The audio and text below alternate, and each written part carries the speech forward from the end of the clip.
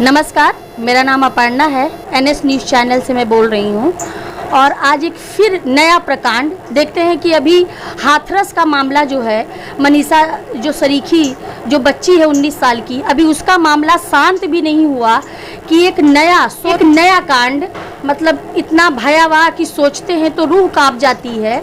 और इस बच्ची को देखिए कि कितनी मासूम है और इसको रसूखदारों द्वारा प्रताड़ित किया जा रहा है, इसको और इसके परिवार को। और देखिए रेखा, तो आप बताइए कि आप कहाँ रहती हैं? बेथर में रहती हैं। तो क्या हुआ था, मतलब शुरू से वाकया बताइए कि हुआ क्या था?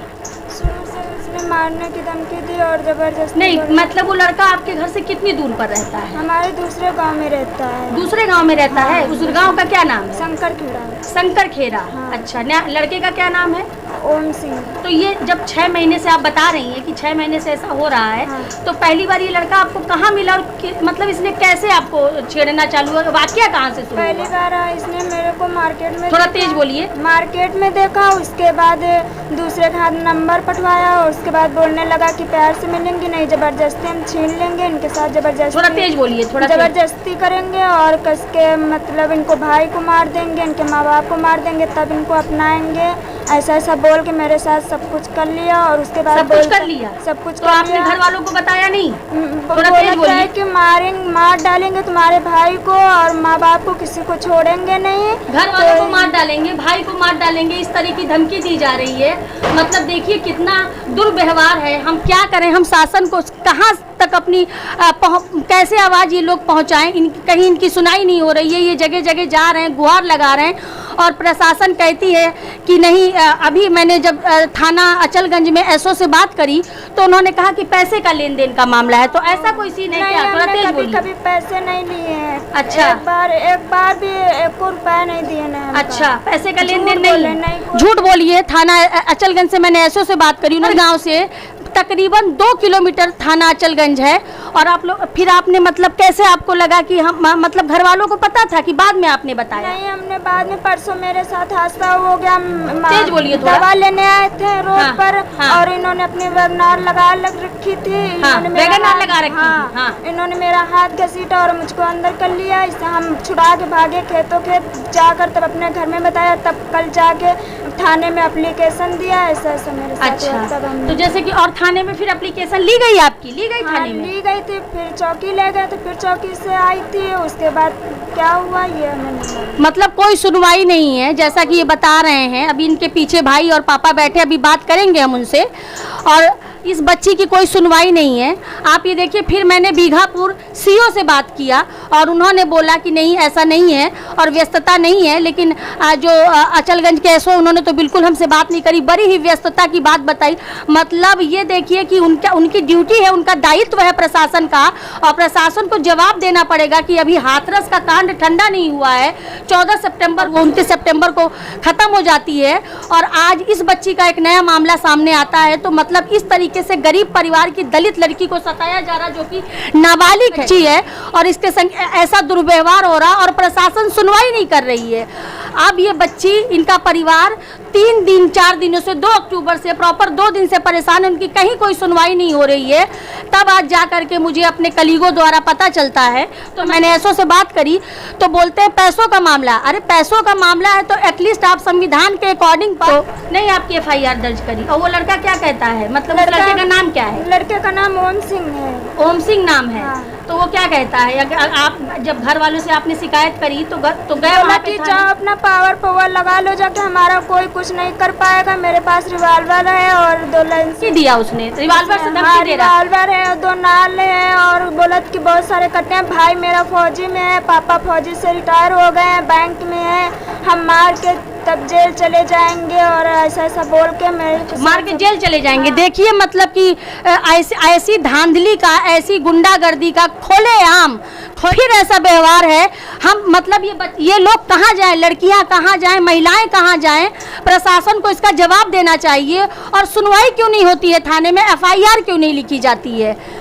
तो आज इनके डर से हम बाहर नहीं निकलते हैं। 1 महीने हो गए हम घर के बाहर नहीं निकले, लैट्रिन जाते हैं, मम्मी के साथ जाते हैं और अच्छा। मार्केट बंद कर दिया, दुकान जाना बंद कर दिया इनके डर के पीछे। मतलब बच्ची अपनी पढ़ाई ना करे, अपनी नॉर्मल जिंदगी नहीं जी सकती है। ऐसे रसूखदारों का डर है कि बच्ची नॉर्मल जिंदगी, और प्रशासन मतलब इनके घर से मात्र 2 किलोमीटर की थाने पे, और वहाँ पे ये धांधली चल रही है।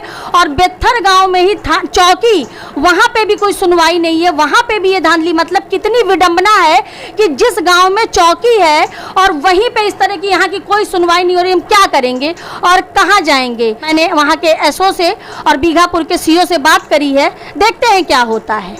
रेखा के भाई हैं जो भी बच्ची से जिससे हम लोगों ने बात करी, जो बेथर गांव की है, जिसका शारीरिक शोषण हो रहा है विगत 6 महीनों से। अभी हम अनिल से बात करेंगे। आपका नाम क्या है? मेरा नाम अनिल कुमार है। आपका गांव कहाँ है? और पूरा वाक्य बताइए, हुआ क्या? मैं मुंबई में रहता हूँ, नौकरी करता हूँ। मैं होली में आया था गाँव, 3-4 महीने बीत गए। उसके बाद मैं बहन को कहीं भेजता था तो दहशत में रहती थी, चेहरा उतरा रहता था, दुकान रहती थी, जाती नहीं थी। फिर हमने फिर पूछा क्या बात है, कोई बात है? तो इन्होंने हमें बताया कि शंकर खेड़े के लड़के आते हैं, परेशान करते हैं, अच्छा, जहाँ मिलते हैं छेड़ते हैं, और कोई ऑप्शन नहीं लिया जाता है घर में। हम जब के पीछे बताते नहीं हैं। बच्ची ने बताया नहीं घर में? नहीं, घर में नहीं बताया। और क्यों नहीं बताया? डर के पीछे नहीं बताया कि गोली मार देंगे तुमको, हम तुम्हारे परिवार को खत्म, धमकी देते थे, धमकी देते थे वो, तुम्हारे परिवार को हम खत्म कर देंगे। अच्छा। तुम्हारे बहनों को खत्म कर देंगे, तुम्हारे अच्छा। भाई को खत्म कर देंगे। अच्छा। फिर हमारे पास धमकियाँ आने लगी। जब मैंने अपनी बहन को पूछा, उसके बाद हमारे पास धमकियाँ आने लगी। अगर तुमने बम्बई वापसी नहीं किया तो तुम्हारी भी यहाँ पे रिवाल्वर मार के गोली मार। देख लीजिए, ये रसूखदारों का काम देखिए कि धमकी पे धमकी दे रहे हैं। ओम सिंह के बारे में बता रहे हैं, वो वहीं पे बेथर गाँव शंकर खेड़ा गाँव में रहते हैं, जो नाबालिग 6 महीनों से शारीरिक शोषण कर रहे हैं, रेप कर रहे हैं। मतलब अभी मनीषा सरीखी का कांड ठंडा भी नहीं होता है, और फिर एक उन्नाव का एक नया वाक्य हमारे सामने आता है। अभी पिछले साल जिस लड़की को जला करके मार दिया गया, मतलब एक के बाद एक नई घटना आ रही है।